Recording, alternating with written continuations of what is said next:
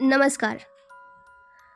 कोर्टाने जजमेंट दिलं, आपण जिंकलो, पण तरीही पैसे मिळाले नाहीत किंवा घराचा ताबा मिळाला नाही, असे प्रश्न आपण रोज ऐकतो.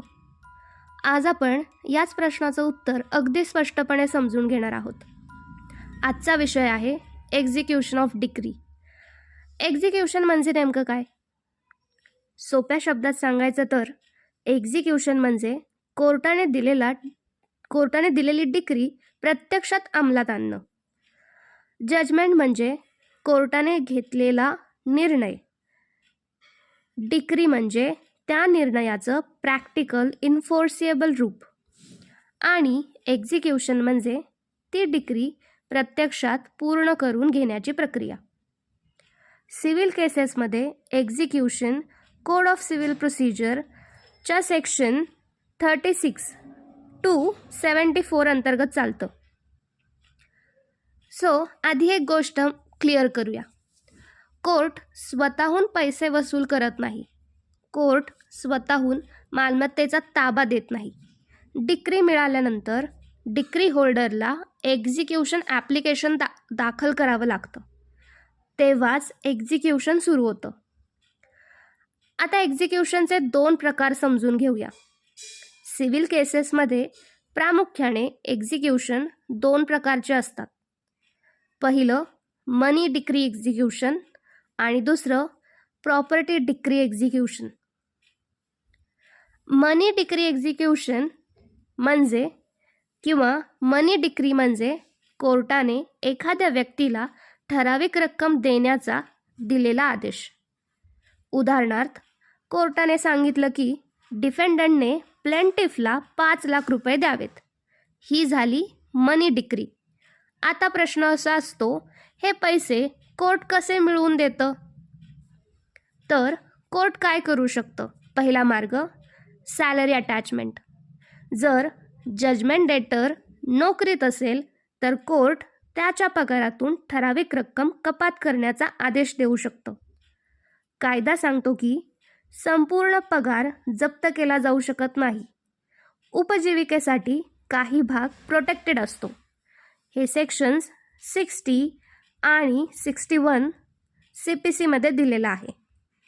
दुसरा मार्ग आहे प्रॉपर्टी अटॅचमेंट. जर पगार नसेल पण मालमत्ता असेल तर कोर्ट ती मालमत्ता अटॅच करतं. अटॅचमेंट म्हणजे ती मालमत्ता विकता येणार नाही, हस्तांतर करता येणार नाही. तिसरा आणि शेवटचा मार्ग म्हणजे ऑक्शन, लिलाव. जर अटॅचमेंट नंतरही रक्कम दिली गेली नाही तर कोर्ट मालमत्तेचा लिलाव करण्याचा आदेश देऊ शकतं. हे सेक्शन 65 ते 73 ऑफ CPC दिलेलं आहे. महत्त्वाचं म्हणजे कोर्ट लगेच लिलाव करत नाही.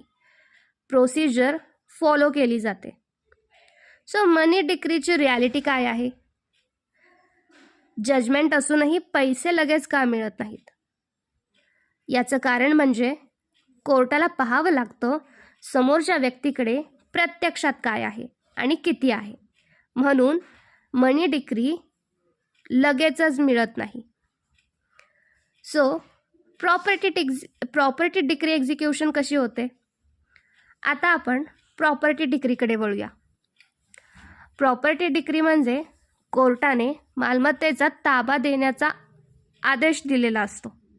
उदाहरणार्थ, इविक्शन केसमध्ये टेनंटने घर रिकामं करून लँडलॉर्डला ताबा द्यायचा आदेश.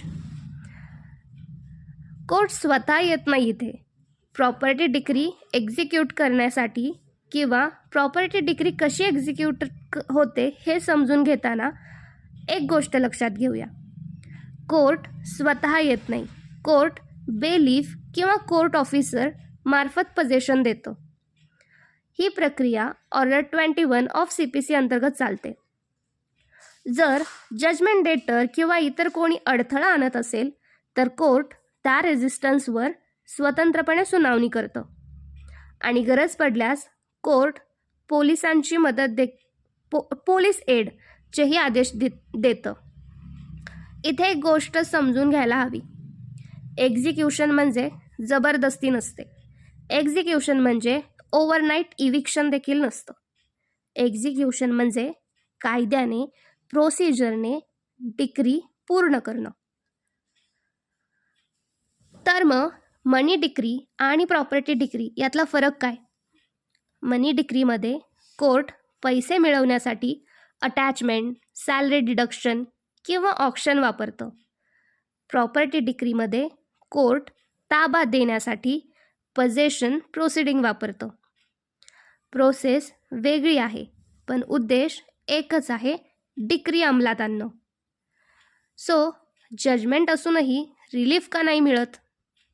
हा सगळ्यात कॉमन प्रश्न आहे. याचं उत्तर खूप साधं आहे. जजमेंट म्हणजे निर्णय, डिक्री म्हणजे आदेश आणि एक्झिक्युशन म्हणजे प्रत्यक्ष अंमलबजावणी. एक्झिक्युशन ही स्वतंत्र स्टेज आहे.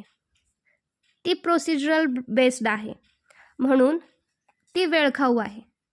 सो लक्षात ठेवण्यासाठी एक गोष्ट म्हणजे सिव्हिल कोर्ट म्हणजे शिक्षा देण्याची जागा नाही आहे. सिव्हिल कोर्ट म्हणजे हक्क ठरवण्याची आणि निर्णय कायदेशीर पद्धतीने अंमलात आणण्याची व्यवस्था आहे. प्रोसेस समजून घेतली की फ्रस्ट्रेशन कमी होतं आणि एक्सपेक्टेशन्स रिअलिस्टिक बनतात. कारण जजमेंट कागदावरचा विजय असतो, एक्झिक्युशन म्हणजे त्या विजयाचा प्रत्यक्ष परिणाम असतो. थँक्यू.